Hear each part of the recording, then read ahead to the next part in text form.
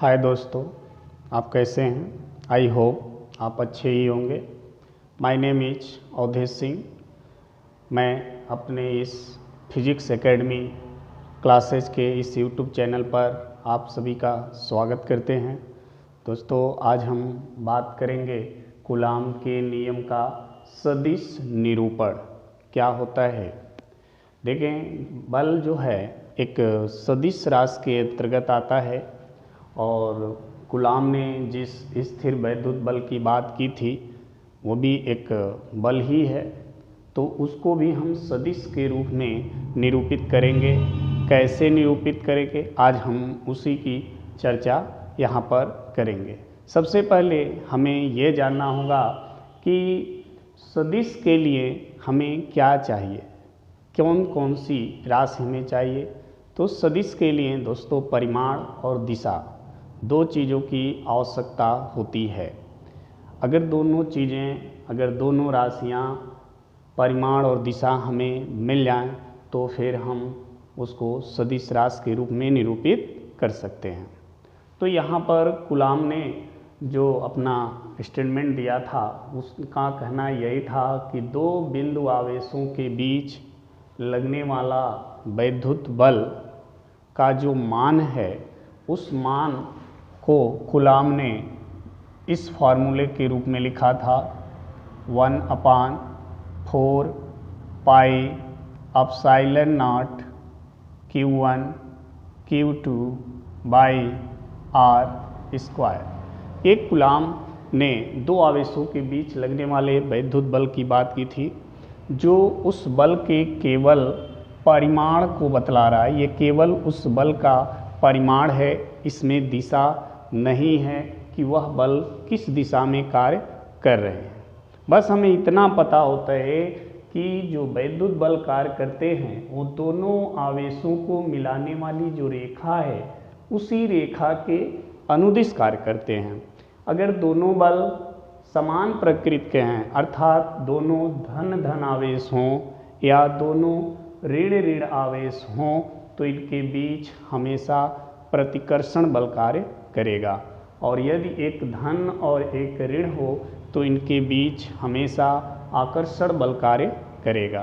तो यहाँ पे देखें, हम मान लें कि अगर ये Q1 Q2 दोनों धन आवेश हैं, दोनों समान प्रकृति के आवेश हैं, तो इनके बीच ये आवेश इस पर इस दिशा में बल लगाएगा, ये आवेश इस पर इधर बल लगाएगा। लेकिन दोनों बल इस लाइन के, ये जो लाइन मिला रही है दोनों आवेशों को, उसी आवेश लाइन के अनुदिश कार्य करेंगे। अब एक धन है एक ऋण है, तो फिर देखिए दोनों एक दूसरे को अपनी ओर आकर्षित करेंगे तो उनकी ये दिशाएं हो जाती हैं। ठीक है, तो यहाँ पर अब हम इसी बल को सदिश के रूप में लिखेंगे कि इनका सदिश निरूपण क्या है।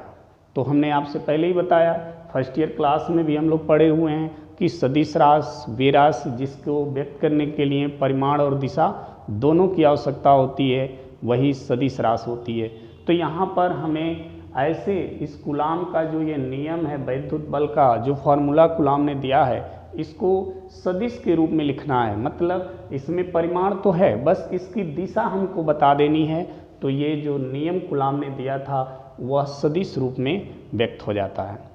तो इसके लिए हम क्या करते हैं, देखें, इन्हीं दो आवेशों को हमने यहाँ पर बनाया है Q1 Q2 और इनके बीच की ये दूरी हमने मान लिया R। ये दूरी है इसका R।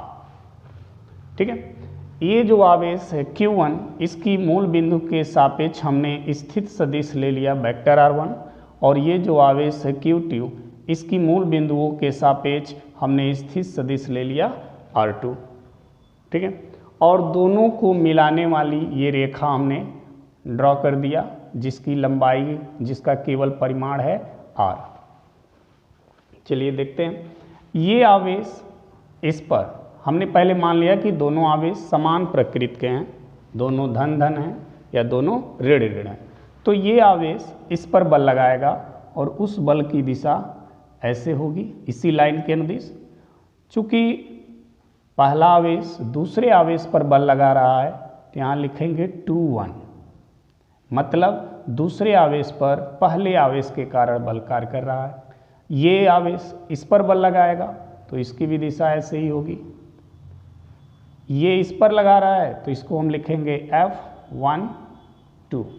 ध्यान देना, जिस पर बल लगेगा उसका नंबर पहले होगा और जो बल लगाएगा उसका नंबर बाद में होगा। यदि पहले पर बल लग रहा है दूसरे के कारण तो पहले वाले का नंबर पहले लिखेंगे और दूसरे वाले का नंबर बाद में लिखेंगे। उसी तरह दूसरे वाले पर पहले के कारण बल था तो दूसरे वाले का नंबर देखिए पहले लिखा गया और पहले वाले का नंबर बाद में लिखा गया। तो ये दोनों आवेश एक दूसरे पे जो बल लगा रहे हैं उस बल का मान हो गया। अब दूरी देखिए, अगर हम इसके कारण इस पर बल की बात कर रहे हैं तो हम यही दूरी लेंगे और दूरी की दिशा क्या हो जाएगी, ध्यान दीजिएगा, ये R1 2, ये इसकी दिशा हो जाएगी क्योंकि 1 2 पे फोर्स लगा रहा है तो 1 से 2 की ओर दिशा जो होगी वो वेक्टर R1 2। और जब ये इस पर बल लगाएगा तो यही दूरी अब ऐसे हो जाएगी इसकी दिशा और इसका नाम हो जाएगा R2 1। दोनों का परिमाण क्या है, R है। ये ध्यान रखिएगा, दोनों का परिमाण बराबर है। ठीक है, चलिए अब आगे हम देखते हैं। हम अगर F1 के कारण F2 की अगर बात करें, आवेश Q1 के कारण Q2 पर लगने वाला वैद्युत बल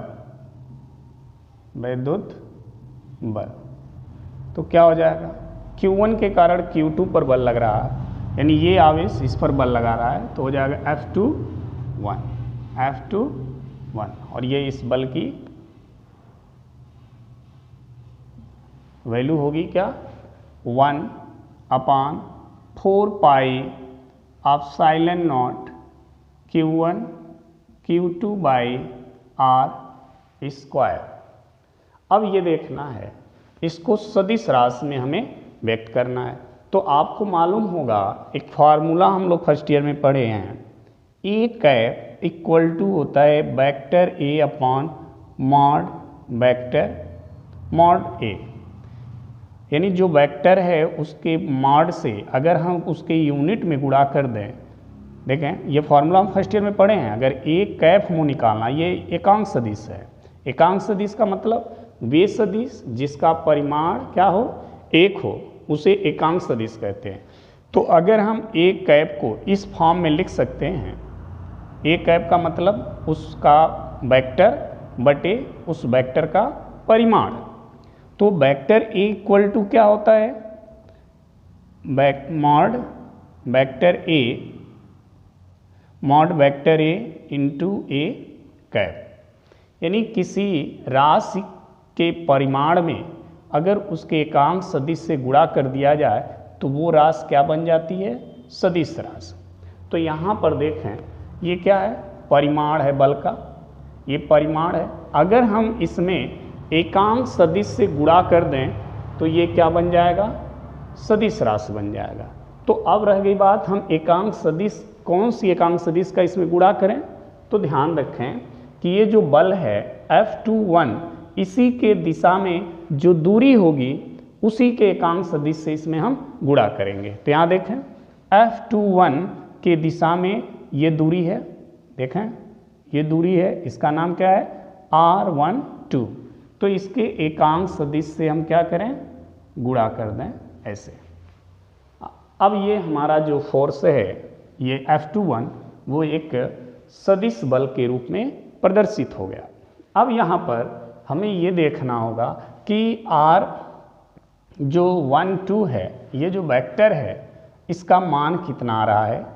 तो देखें इसका मान निकालने के लिए हमें सदिश का त्रिभुज विधि लागू करना होगा। तो त्रिभुज विधि क्या कहता है, दो कॉन्टिन्यूअस दिशाएं जो हैं, देखिए इसकी दिशा ऐसे है, ये इसकी दिशा है और फिर इसी से लगी हुई ये इसकी दिशा हो गई, इन दोनों का जो योग होगा, जो अपोजिट दिशा में जो जा रहा है ये, इसके क्या होगा, बराबर होगा। यानी R2 बराबर हो जाएगा R1 प्लस R12। तो यहाँ लिखेंगे वेक्टर R2 बराबर vector R1 plus vector R12। अब देखिए R12 निकालना है तो इसको हम इधर लाएंगे, तो ये वैल्यू हो जाएगी R12 बराबर, ये इधर आएगा तो vector R2 minus vector R1, ये हो गया वेक्टर R12 की वैल्यू। ठीक है, इसी प्रकार से हम R21 का भी मान निकालें। इसी प्रकार से अगर हम R21 की बात कर लें, R21 का, तो R21 का क्या हो जाएगा, देखिए ये सदिश और फिर ये सदिश, देखिए दोनों सदिश की दिशा कंटिन्यू है, लगातार है, और ये उसके विपरीत है, तो ये दोनों का योग इसके बराबर होगा, अर्थात R1 बराबर होगा R2 प्लस R21। फिर हमें R21 फाइंड करना है, तो वेक्टर R21 बराबर हो जाएगा, इसको आप इधर पक्षांतर करेंगे तो vector R1 minus vector R2, तो ये वेक्टर R21 और ये वेक्टर R12 की वैल्यू हमें मिल गई। अब यहाँ देखना है, चूँकि हमें मालूम होना चाहिए कि जब हम एकांक सदिश की वैल्यू निकालेंगे R12 एकांक सदिश, तो इसका परिमाण हम लिखेंगे, इस वेक्टर को लिखेंगे, और फिर इस वेक्टर का जो परिमाण होगा उस परिमाण को लिखेंगे, तो ये एकांक सदिश हो जाएगा। अब यहाँ पर देखें,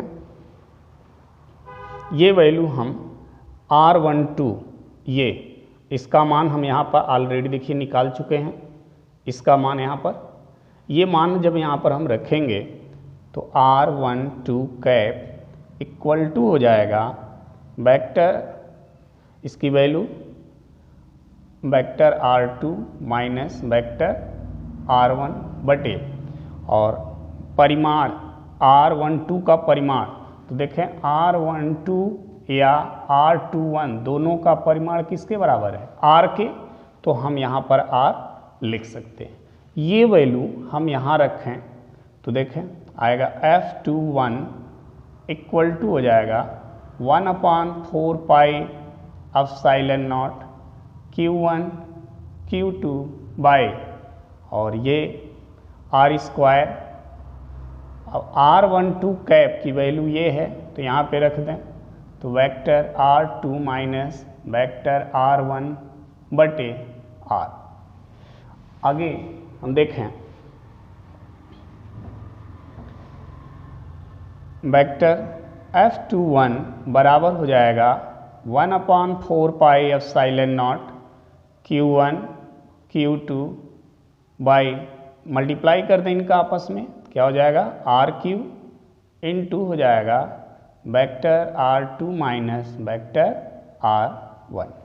तो ये हो गया इस पर लगने वाला Q1 आवेश के कारण Q2 आवेश पे जो बल लग रहा है उसका सदिश निरूपण, ये F21 इसकी वैल्यू निकल गई सदिश रूप में। इसी